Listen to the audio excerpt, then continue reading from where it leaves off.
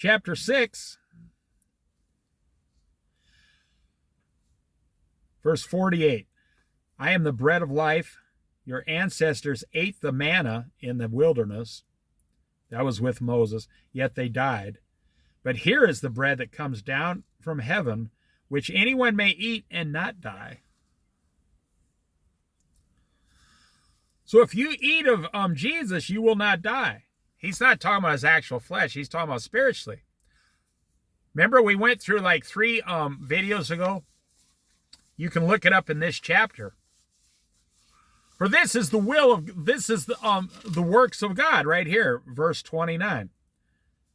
The work of God is this, to believe in the one he has sent. That's it. That's all God requires. That's the one thing that makes it equal for all men.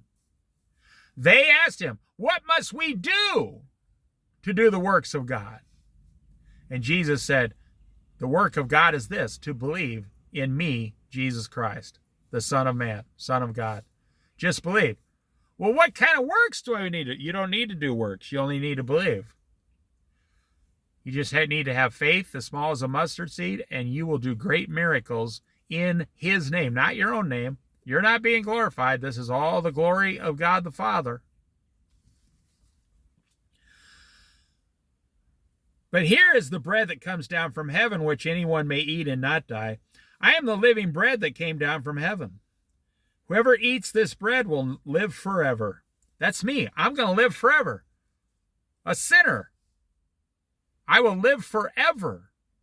But you will live forever also in hell if you don't have Jesus. No one dies. See, I had a friend tell me, by the way, this friend knew everything. He knew the Bible better than I did. But he was angry at God, and he was an alcoholic and a drug addict, and he said that he wanted God to apologize, and he wanted God to show him a personal miracle. Of course, God never did those things. When you test God, he's going to outlast you. Now, I don't know if my friend ever came to Christ. I don't know, but he knew that Bible forward and backwards. He had a 30-year argument with God. Personally. And then when someone like me came along, this guy actually was smarter than me. He worked with airplane fuel. He knew way more than I know. He was way smarter than I was. But I said yes to Jesus, and he said no. And then I moved away. I don't know what happened to him. I have no idea. This man used to drink, and I'm not making this up, 1/4 of a gallon of whiskey a day. He went through about 2 gallons of whiskey a week plus 2 cases of beer a week. And then every once in a while, he'd smoke illegal drugs. And I'm not talking about marijuana. I'm talking like crack, cocaine, methamphetamines, whatever. I am the living bread that came down from heaven. Whoever eats this bread will live forever. This bread is my flesh, which I give for the life of the world. Then the Jews began to argue sharply amongst themselves. How can this man give us this flesh, his flesh, to eat? But Jesus wasn't talking about his flesh. He was talking about God's Spirit.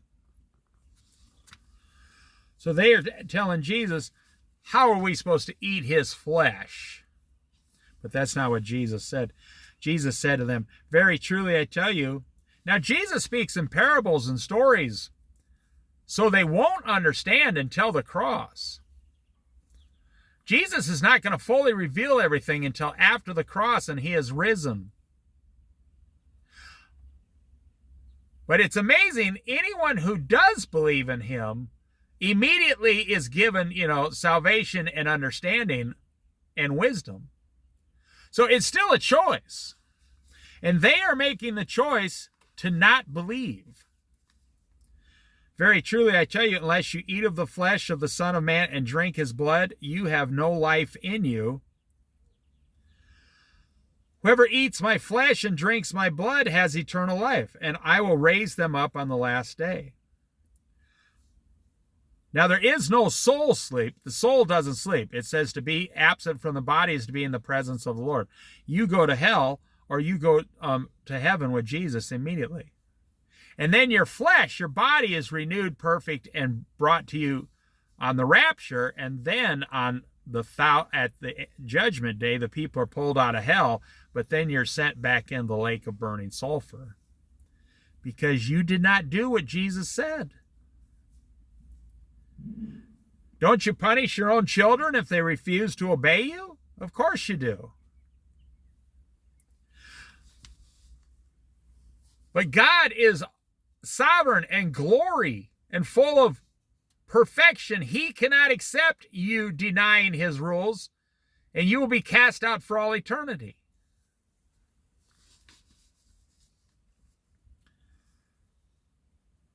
There's never going to be a time in the history of the world or God's plan to where God is going to forgive the non-believer. You say, well, maybe I get up to heaven, I can talk to God and he'll forgive me. Nope, it's never going to happen. If you don't believe in the Son of Man, Jesus Christ, before you die, you will spend eternity in hell. There's never going to be a time where God changes his mind and takes you out of hell. That will never happen. For my flesh is real food, and my blood is real drink. Whoever eats my flesh and drinks my blood remains in me, and I in them. Remain in them. Just as the living Father sent me, and I live because of the Father. Just as God sent Jesus, and Jesus lives because of God, you see. So the one who feeds me will live because of me. This is the bread that came down from heaven. Your ancestors ate manna and died, but whoever feeds on this bread will live forever. He said this while teaching in the synagogue in Capernaum.